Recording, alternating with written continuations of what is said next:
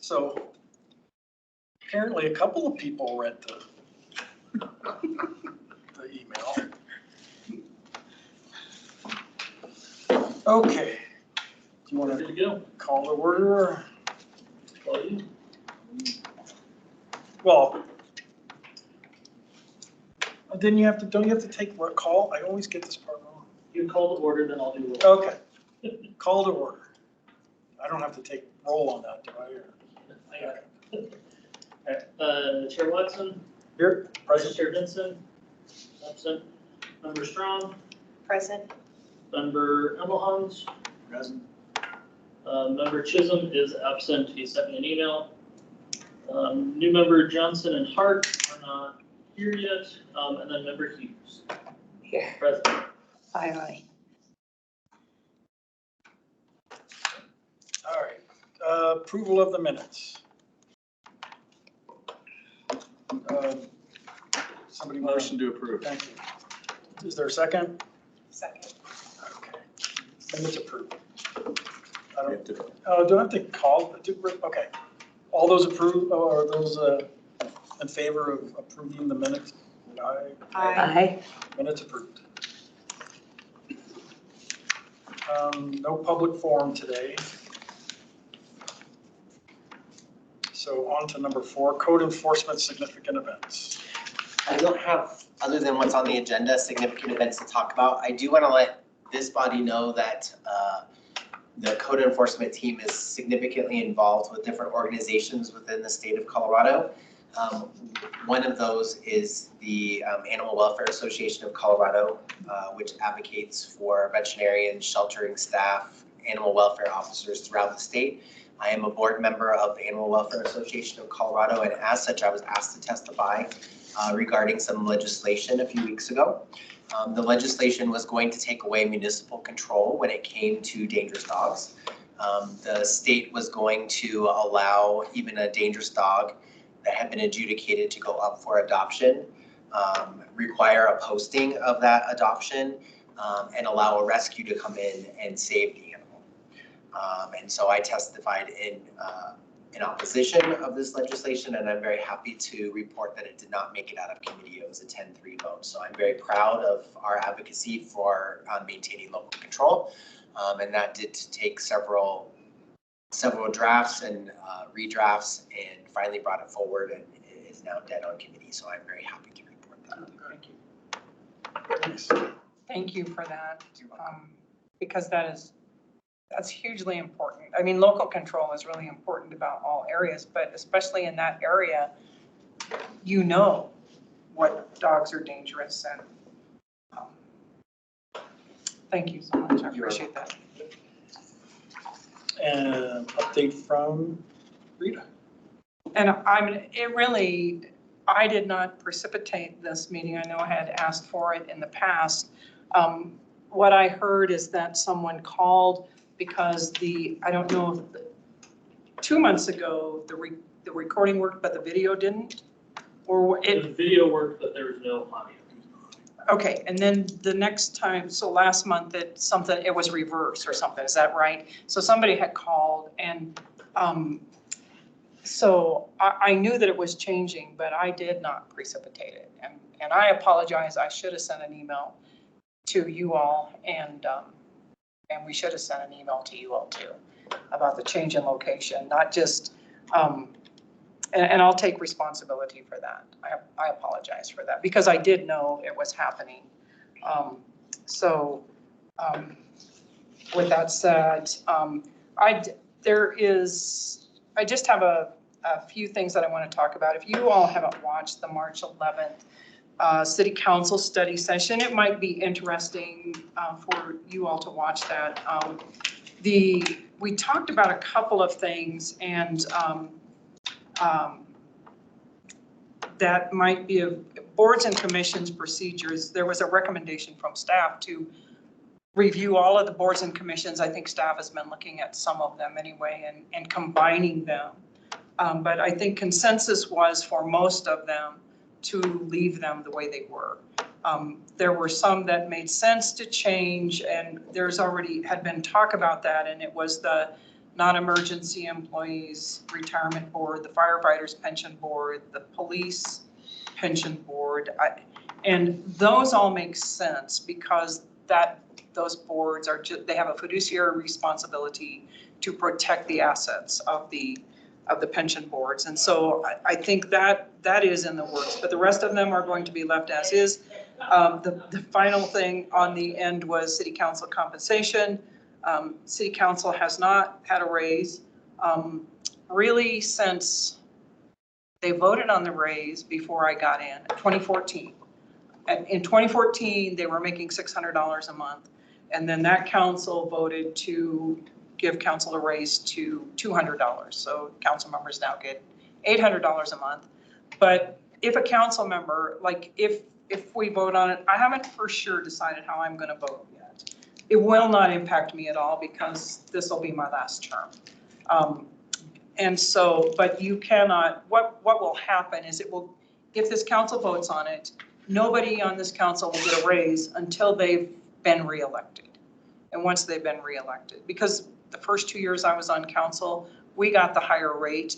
And then there were council members that had been there and they still were only getting $600. So that's how raises work. I don't know exactly what's going to come forward. There was talk about the CPI index.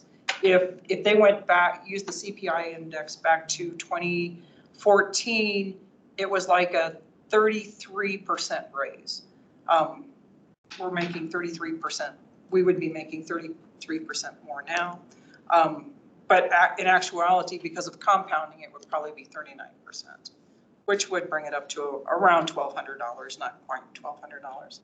And I haven't really decided.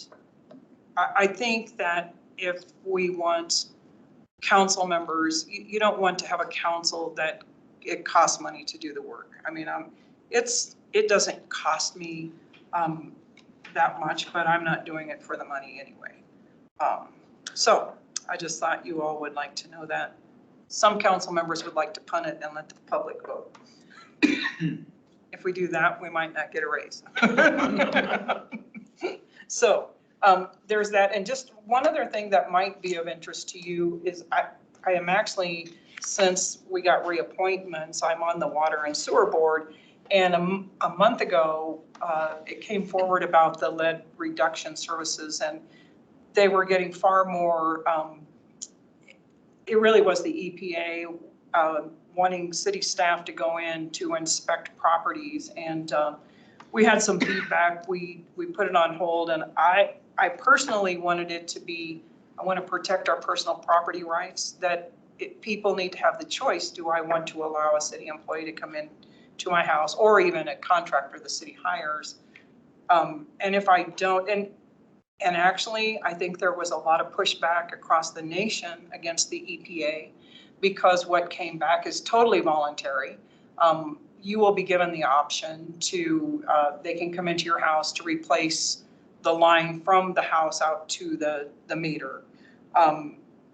Hopefully at no cost to you, but if you decide not to do it, your house would be labeled non-compliant for lead, and nothing would have to be done until the property sold. And then it would have to be fixed at that point, and whether the city had money or not. But it was a better outcome than I had even hoped for. Because I think if we give away our private property rights little at a time, it's really not good for us. So, and that's why I think it's important to be on boards and commissions, because you have a say on these things that come forward. So, and really, I think that's all I have, unless you have questions. But I appreciate this board and the insight you have too. And I appreciate staff also. Thank you. Thank you. Does anybody have any questions on anything she said? I do. I'm not sure. So how did it work so that it's an option that people can have that? Well, the board a month ago decided that it was too overreaching, and To make it mandatory? To make it mandatory to allow city to send somebody in to check. Now, there are still things on the books where the city does have the right to go in, and I forget, council gave them authority. It's a couple months ago. I voted against it, but most of council voted to put it in that the city staff could go in. They were checking to see how many houses had lead coming into the house. And Peter Van Ryn told me at the time they never had to use that because everybody that they contacted, maybe there was only one person that wouldn't let them in, but everybody else voluntarily let them in. And because that works so well, and I really think there may have already been pushback at a national level against the EPA. And maybe that's why they decided not to do it, because people still do have personal property rights and there could have been lawsuits. So.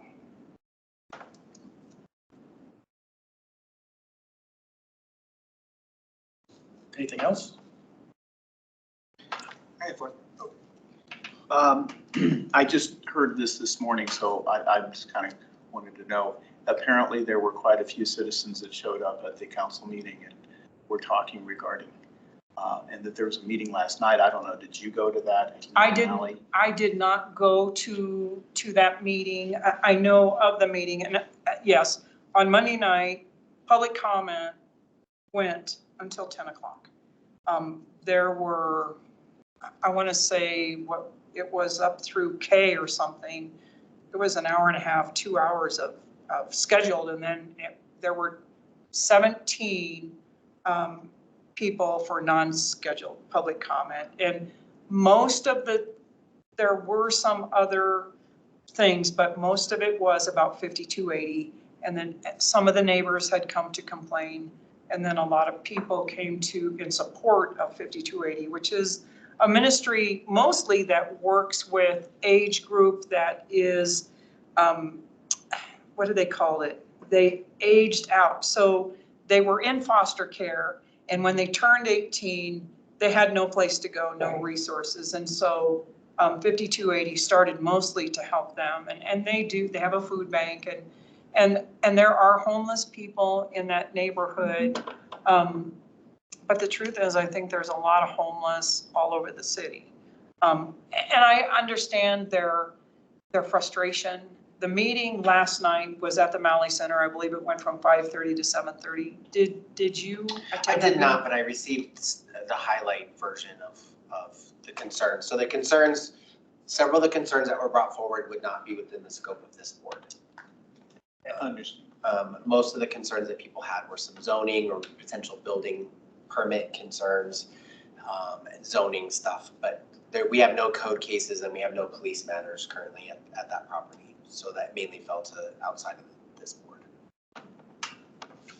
So, and I think that meeting was for the neighbors, and then I think they're going to perhaps provide opportunities to, maybe work together. Yeah, the city hired a mediator to try and have a good neighbor contract. So I think they're working through that process. Well, they've already been on Broadway for years now. For what, like since 1819 or so? They've been there the year 2018 and 2018 and Right, I knew what you 2019. meant. They've already been there, Right, but they just bought the old church on Logan, right. almost to Dartmouth, and they were gonna just move up, but I didn't think they were causing that much trouble in that location.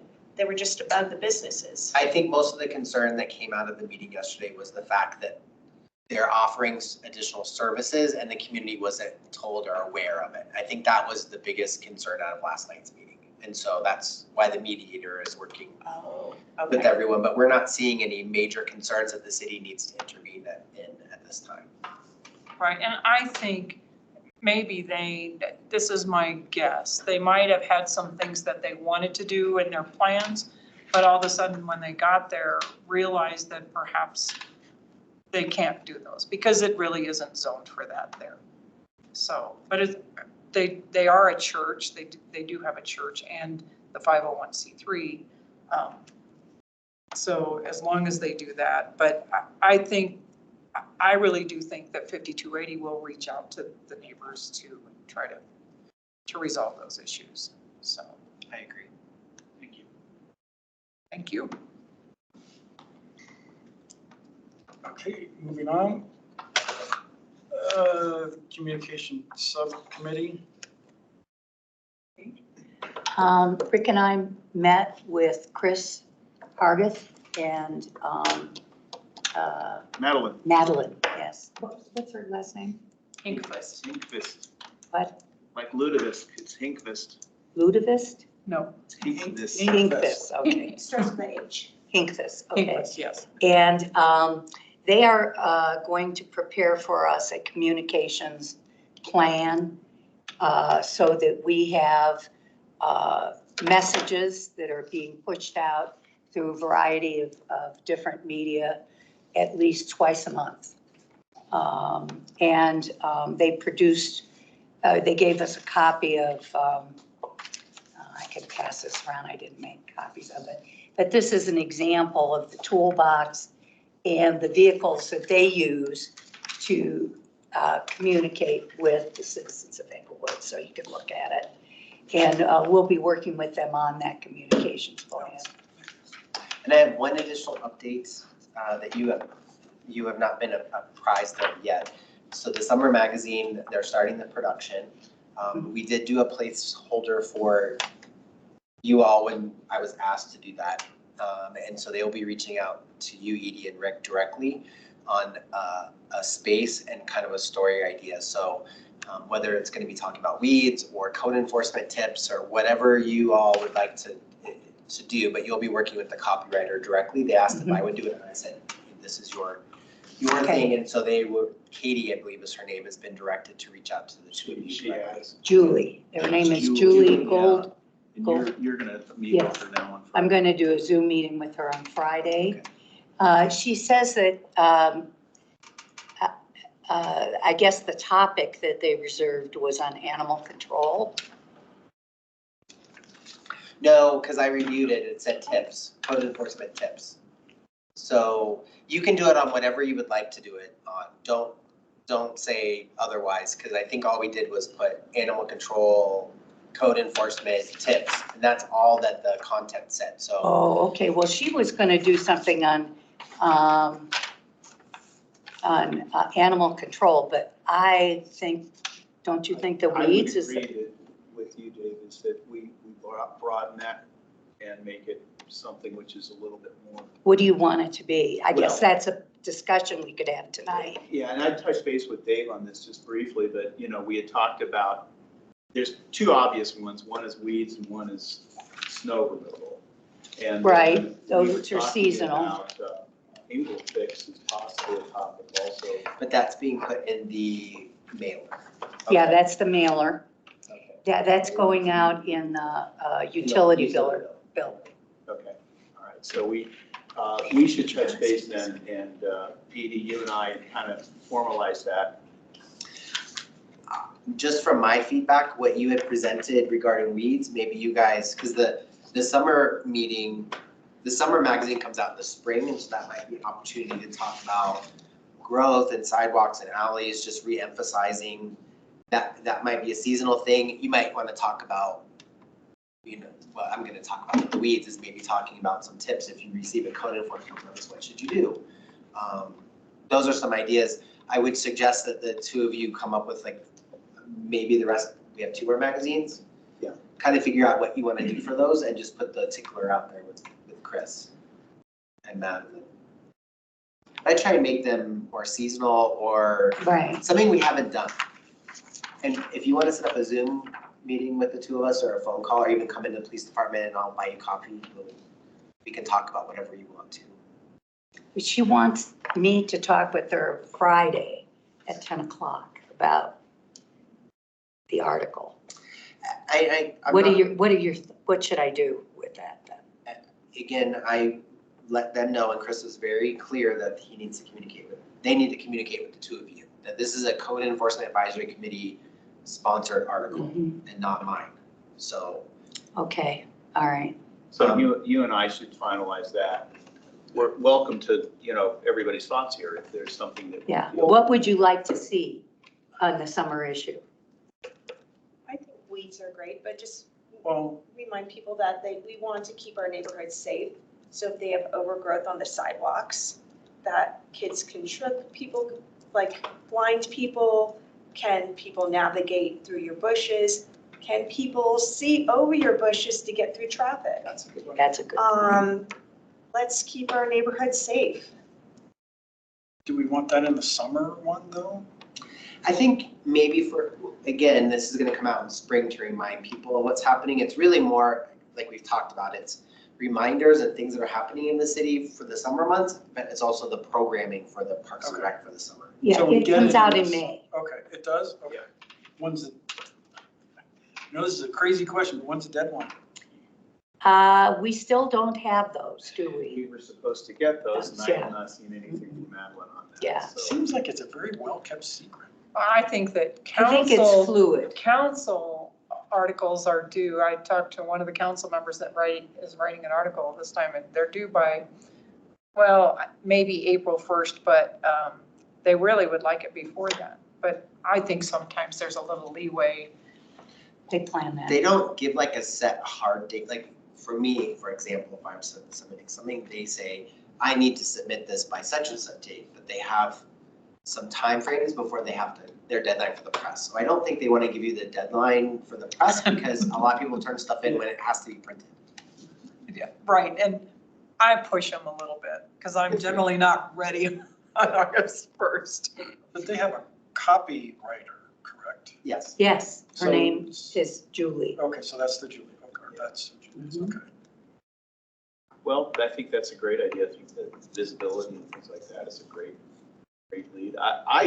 I think we can talk a little bit about property safety and, obstructions and things like that. And People are what? out and And about. what? Obstructions. Well, You so know. it goes in with weeds because Yeah. you should have weeds that fall over the Right. the sidewalk, overgrowth. Can your neighbors see? Did you put too many cactus too close to the sidewalk? That's a sore subject. I know, but you know what? What if one of your little neighbor kids goes crashing through on their bike and lands in all the. Oh, I thought you were making a pun. Both. Oh, okay. It's a prickly subject. There There you go. Yeah, there we go. But I know.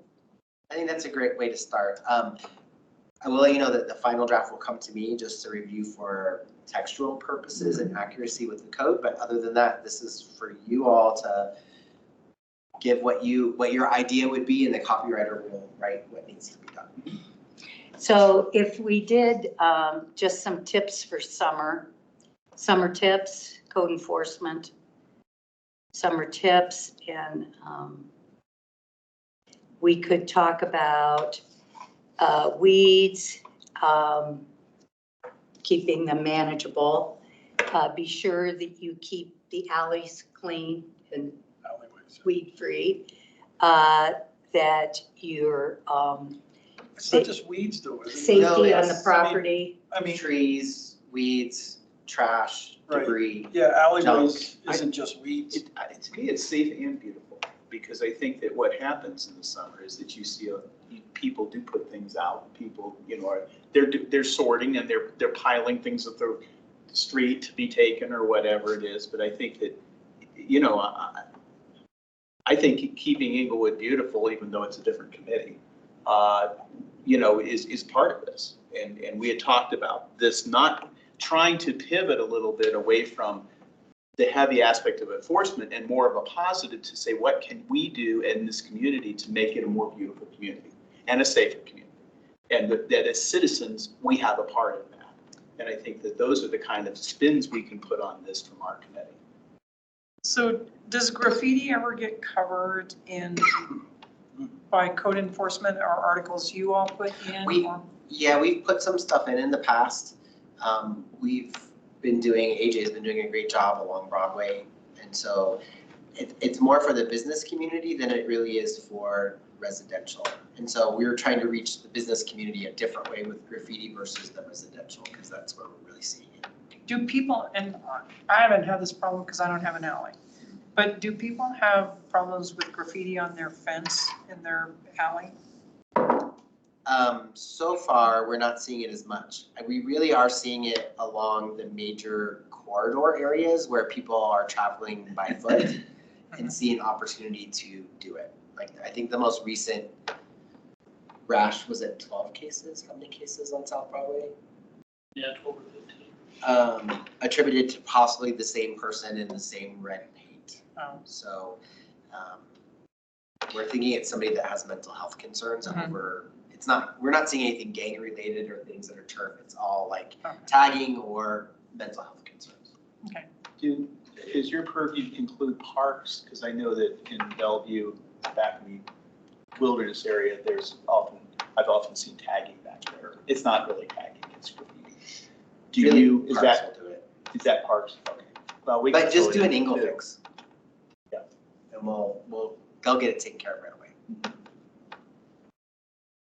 So let's talk about what the article should include. So it's safe and beautiful. Keep Inglewood safe and beautiful. Yeah, I think that's a good header.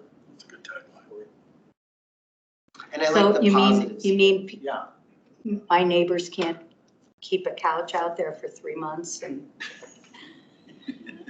Park cars in their lawn. The truth is, if you call code enforcement, they would come right out, right? I mean, they're, If you did an angle fix or call us, we'll post the property to get rid of it, because indoor furniture can't be used for outdoor purposes. I have been seeing a lot more free stuff sitting out on the, it's free stuff. yeah. Take this. And they have 14 days. You can do that? Yes. You can put it out in the front, Well, not the alley. they really shouldn't be putting it out in front either, right? No, but again, it's one of those things they're hoping trash will take it. And if trash, well, first they're going to do free, and then if they do have 14 days to put stuff out by code. So it's not because they get a notification they have 14 days, it's, they do have 14 days? Technically both. Okay. And it's not in the alley? No, they can put it out because we are not doing alley side pickup by all trash services. The only place to put them is in the front. So that's just something that's not in our code to prohibit that. I'm not sure we want to put it out there as a 14-day thing. But Yeah, I don't think encourage so. people to, No, but if there's. Don't do it. Don't do it, or do it for, temporarily to, have a yard sale yeah. or organize a community yard sale. That's a good spin. Or drop it off at your neighbor's house. We're taking tax reduction. No, we've had a few of those happen lately. That creates They'll problems. get a for- notice and then guess what? The couch shows up. So they're on somebody else's property. Illegal dumping, right? Yes. So it would be don't leave that couch on the front lawn, organize a community garage sale, maybe that's something. Yeah, we could do a do's and don'ts. That would be kind of. That actually is kind of fun. Yeah, Yeah, that I would be a haven't seen fun way to that. do it. And we can put in positives on the do's. Mm-hmm. And I'd always look What at other like things? overgrowth, trash, junk, making sure things aren't put in the alley to clog up this systems. So one big thing that we have right now is the tree branches. And so people do pruning. We've had tree damage. So everyone thinks they can put it in the alley and stack it up and just forget about it. So that's a big don't do. What can they do with the tree branches? Right now, we don't have a program.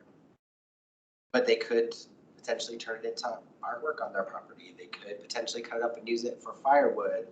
There are some people that will come and get it for firewood. Like if it's cherry or oak or cedar, I know there's a lot of people that are collecting that for smoking purposes. I know a few years ago, after one big storm, it was over at Centennial Park, we could drop off all our extra branches. Yeah. We did, but that was such a significant storm that we needed to do that. This one, Inglewood was kind of a unique situation where we weren't seeing as much of the big branches broken. It's like more little branches and some sub branches. So we kind of felt that the community was able to handle that. Whereas before we had big trees, it was the alleys you were. That's true. I was It able to was put a all my mess. branches into my That was surreal. garbage. That was surreal. Yeah, that is a solution. Chop it up and put it in your trash. Yeah. That's what I do with mine. May take me a couple weeks to get rid of it all, but I do it. Or, as a community, if there's quite a few, you could hire a mulcher and you could turn into mulch. Like there's things that you can do with them. Don't put grass clippings in the alleyway. That's another big thing. Do mulch it or put it around tomato plants or something fun like that.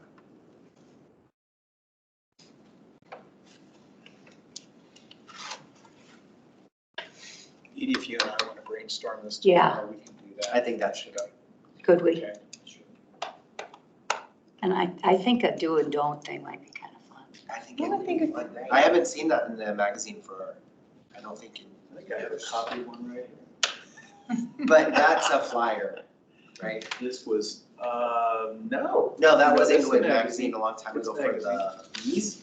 And the Bees, bees and the weeds. grass and overgrowth, weeds. Oh my. Oh, I helped write that one. Yeah. I remember that one. This is a packet that Chris gave us of showing us some of the things that you've done before.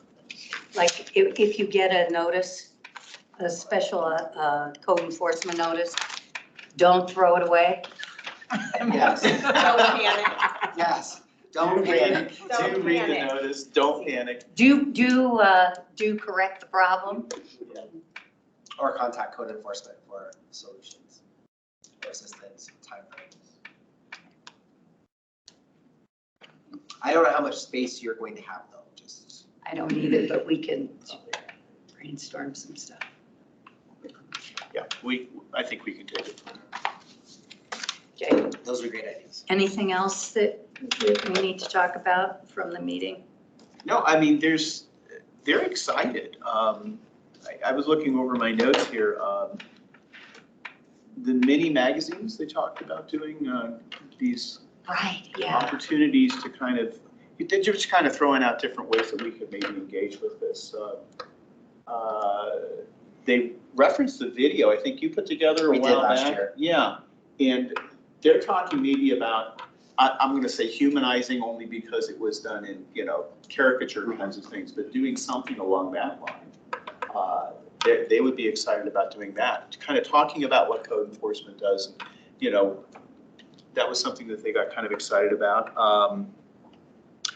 Working with the neighborhood leaders, the neighborhood group leaders, and actually maybe getting it together with them at one of their meetings and talking a little bit about code enforcement, what our committee does, and then how that their citizens can engage with a little bit like that. Kind of the same thing we're doing with the article, a little bit of positive, how you can improve your neighborhood kind of thing.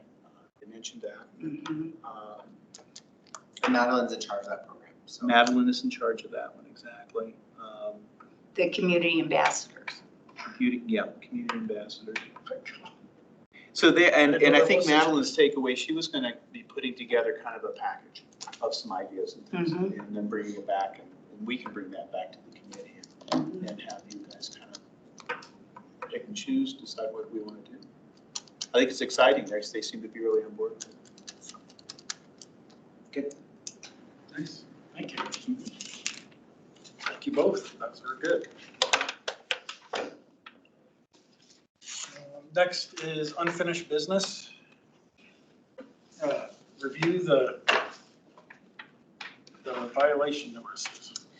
Yeah, so I wanted to just give you an update as to, so communications is currently working on the two-sided flyer that we discussed that would be utilized on the properties that are in violation of grass and weeds. We're trying to do the one side where basically the do's and don'ts of you get this notice, don't panic.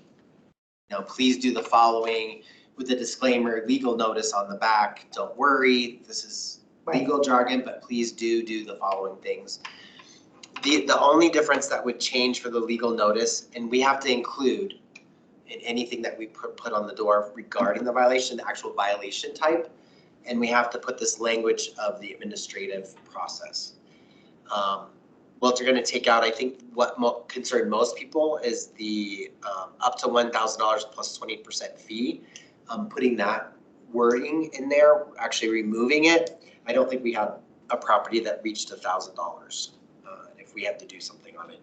I think that was the biggest sticking point when people were coming to talk about this, or you heard, was specifically the fee that they were gonna get fined and feed for that amount, and we can remove that portion. And I hope to have that to you all at the next meeting in April. I did request that they have that done by the end of the first week in April for me to review. Oh, nice. Yeah, that sounds good. I mean, yeah, that's really nice.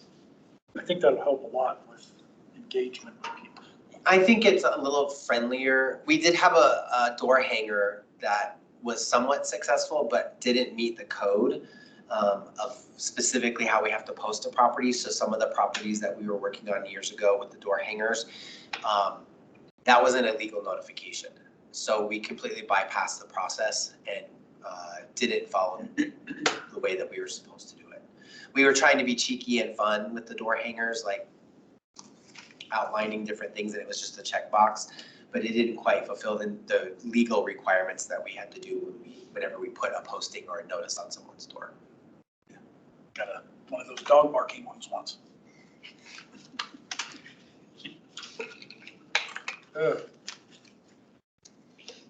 Okay, are there any questions around this that anybody has, or around what Dave said, more realistically? I'm excited that you're in there moving ahead with something that's going to have a little bit more of a softer approach, but still firm, you know. And I'm hoping we may have to use the old notice for a short period. I don't know what the growing season is going to look like yet this year because we're in such a mild winter. It may start earlier. So as we work this through, there may be a portion where the old posting may be used. I'll keep you posted on that. Okay, cool. Well, I mean, you've got all those old. Well, the good thing about this, this particular posting, we made it so that it was not wasteful, where we had to go to a print shop. We used to have to go to a print shop to do these postings. It was very expensive. We had our own print shop here, so that went away. Then we went to a print shop. It was very expensive, so we found that this was the most economical, was to print them as needed for the season. And so that's what we're hoping to do with this, instead of sending it to print shop, because that way we can revise it if we need to, and then utilize only what we need to utilize. Oh, that's neat. That's a great idea. What does it look like? We don't have it yet. You don't have it? It will be the same size as a regular piece of paper. Oh, it's just like this? It will be the same size, because this is what we're able to print out of our printer, Okay. like just a regular standard. And then it's front and back. It'll be front, back.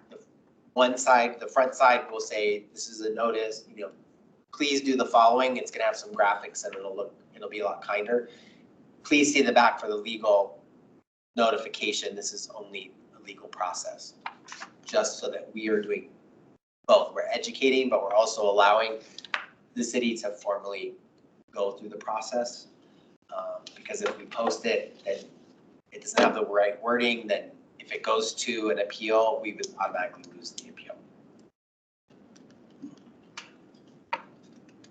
Does it come in an envelope or you just? No, so most 90% of the work that we do is physically posted to the property. What? Physically posted to the property. How do So you taped do to it? the front door. Tape?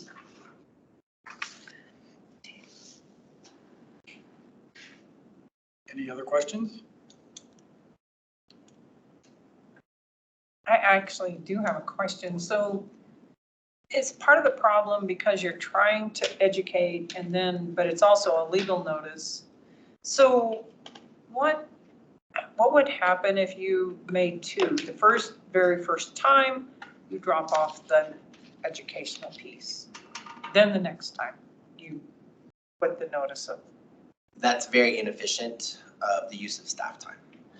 When we have over 9,500 residential properties that we have to inspect in the season, to have to do 2 inspections and 2 notices is really not going to allow us to effectively inspect every single property within the city of Inglewood. So are you inspecting every property?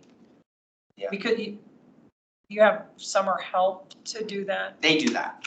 So we have 2 seasonal officers that do all of those inspections, which allow code enforcement officers to deal with code enforcement cases. Because if we did just grass and weeds, in the past we were so overwhelmed we didn't get anything done. The city looked like a disaster. You remember how frustrated the community was and angry and came after code enforcement because we literally could not keep up with weed postings with 3 officers. So that's why we went to the seasonal And we literally inspect every single residential property, front and back, for compliance. Twice this year we were able to do it with the 2 officers. The previous years we only had 1 person and they were only able to make it through the city once for the 4-month growing season.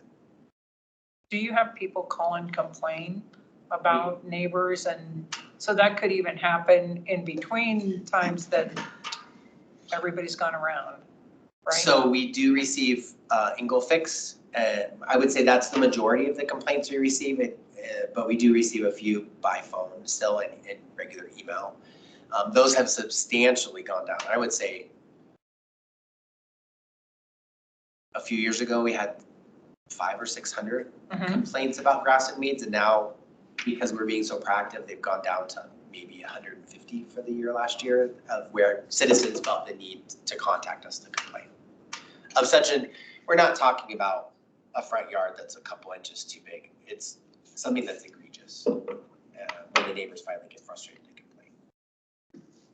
So does, since you're going around, you generally catch those egregious ones, correct? We do in the specific egregious ones. I remember one that had weeds this high all the way around. Yeah, was that this year or a couple years A ago? couple of years ago. So because we've gone through a different process, that took well over a month and a half to resolve, because we didn't post it properly because we used the education thing. We had to go back again, then we had to get permission from the city attorney, and then we had to actually go out and cut it down. So it became, the process was not efficient for what the city needed. And again, that's when the community was very angry with us. Sounds like you could almost use a third person. I won't ever say no to that, but I think That's a pretty big thing. the fact that we were able to do, and I have to give it to one particular go-getter officer that we have that did seasonal. She did an amazing job this summer with the amount of inspections that she did, that she got an opportunity to go back around a second time to some of the properties that we first posted to do it again. And that's when we found quite a few of the more egregious violations. But I really do hand it off to her, and she's coming back this season, and she's finishing her degree and hopes to become a police officer. So we're hoping to retain her in that fashion. So you won't give them more money? I'm up for it. I mean, I really am. Code and police department. So. I would say that we've made a very positive impact in the last couple of years, I think, with the community, property values, trying to maintain. We're not going to get every little thing in the city. I wish we could. I wish we are home. I don't want to say we're like a homeowners association, but I think that where we were when we started almost 9 years ago, where it's a complete night and day difference in the city. And I think we're still going in a very positive direction. People don't like hearing what we have to say sometimes, and we understand that, we recognize that. But I think the neighborhood in a whole, we're seeing better alleys. They're not perfect. We're seeing better properties. I would say that quite a few of the rental properties, I've spoken with several owners, and I've reset those expectations of managing their properties because they've received hefty bills this year. And so I think this next year, I'm hoping we'll have a reduction in the amount of contact, because I think this last year was kind of a catch up, really going out full force because we were at full staff where we hadn't been before. So I'm hoping that there will be a reduction in violations this year. Nice. So are there vacant properties that have been finally dealt with? That was a problem in a few areas, right? Yes, and we're familiar with those, and when they become overgrown, if we don't have a contact for a property manager or know the owner, we just cut it and leave the property taxes. Mm-hmm. But we still have to go through the whole formal process of posting this. Otherwise, we're infringing on someone's rights. Understand. Anything else on that subject? Okay, next is new business. We have nothing listed right now. Yeah, and you said you wanted to keep this one Yeah, short. yeah, I did. Can I? Committee members' choice? Oh, I'll do that. Go ahead. Oh, are we on that now? Yes. Okay. All right. After the last meeting, I had a chance to chat with Rita very briefly, and she said one of the things that would be very valuable for us to do is to start the process of going through the codes and looking at them in a very serious way to see if we see things that pop out that may need to be revised or changed in some way, because that is in fact our, what we've been charged to do, is to advise council on revisions to codes if we think that there are revisions that need to be made or what have you. So as we move forward in the year, maybe that should become a regular part of our meeting in reviewing a set of the codes and then having a discussion of them. I would caution and wait on this because there are a variety of rewrites that are happening at the direction of council. So I would hold off on that. This committee had gone down that route at one point and it became not very productive. And you were part of some of that. And so I would wait maybe for the processes. I don't see anything that's currently broken. Okay. So until it comes to light. And that's usually like if the codes are working appropriately, there's always going to be a code someone's going to disagree with. Right.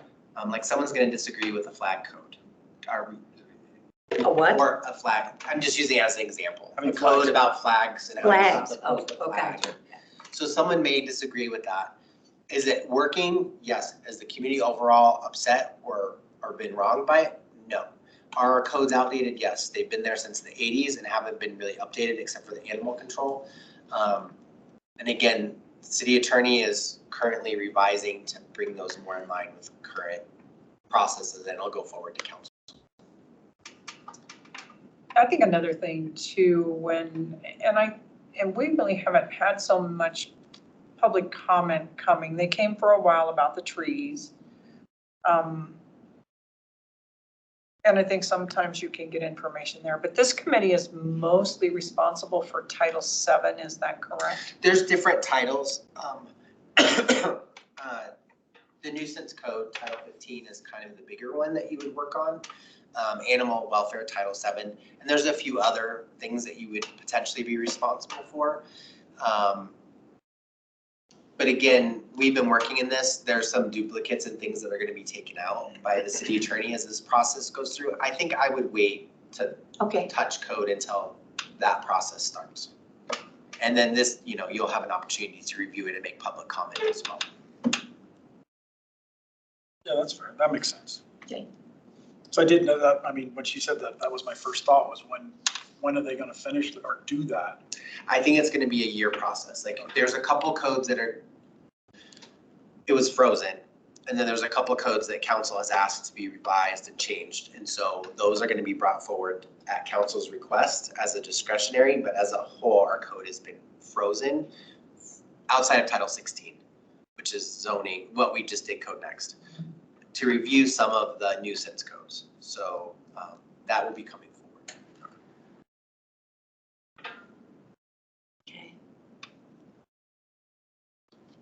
Okay.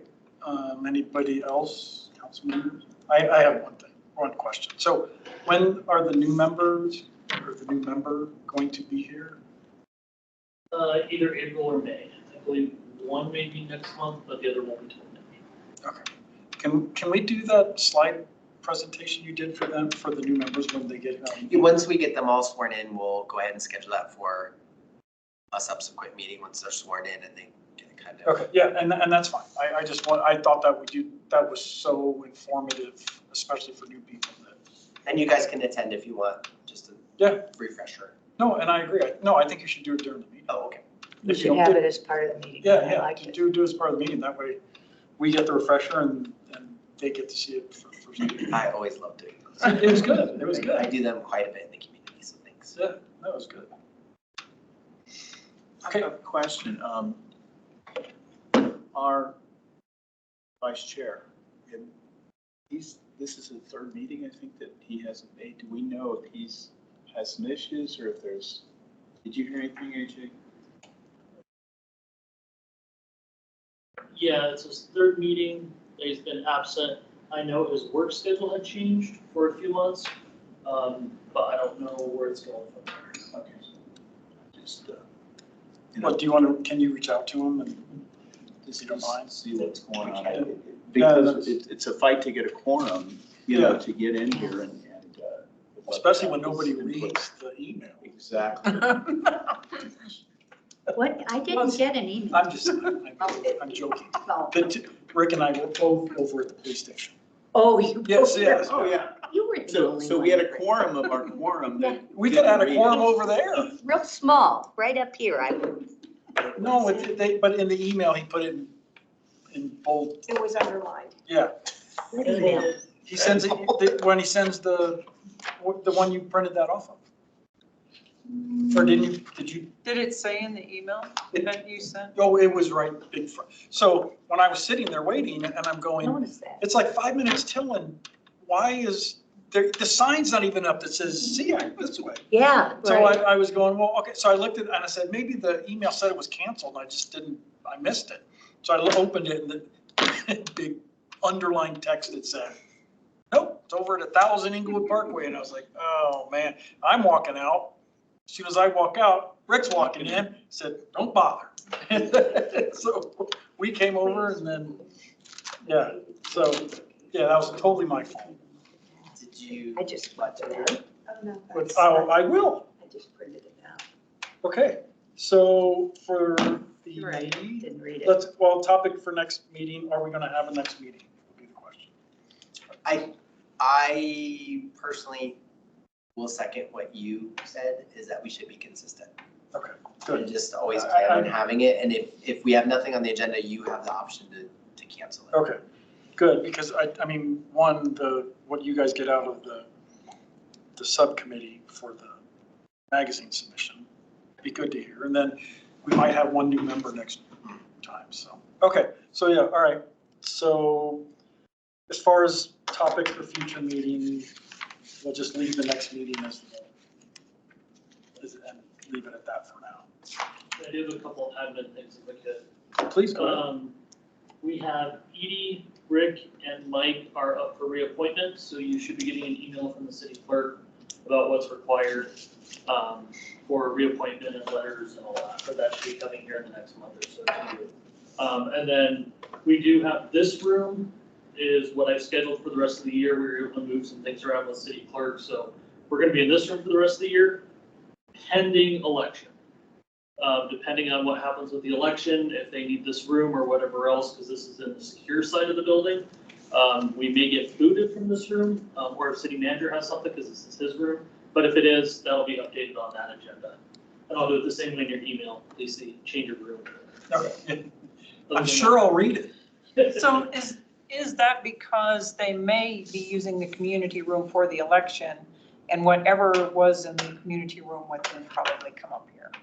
Yeah, it's kind of a shell game there. Right. I don't decide on priority of groups and meetings, so if there's more priority that needs to be in here, then we may get booted. Okay. And when saying that, we may not have audio and video, because not all the conference rooms are set up for that. Worst case scenario, I'll just turn my computer around and do it. Well, and we can do audio, right? Even when we were doing that room over there, did we just do an Just audio a tape Tape recording, recorder. tape which recording? is, so you all know, it's in the big scheme of things, hopefully in next year's budget, that every single room in this building will be outfitted exactly the same way for all boards and commissions. So that's the dream. We're looking at some grants too, so just so that you all are aware, that's the plan, is to host everything here with all the rooms exactly the same. And I think part of that is the IT piece too, right? To be consistent with that.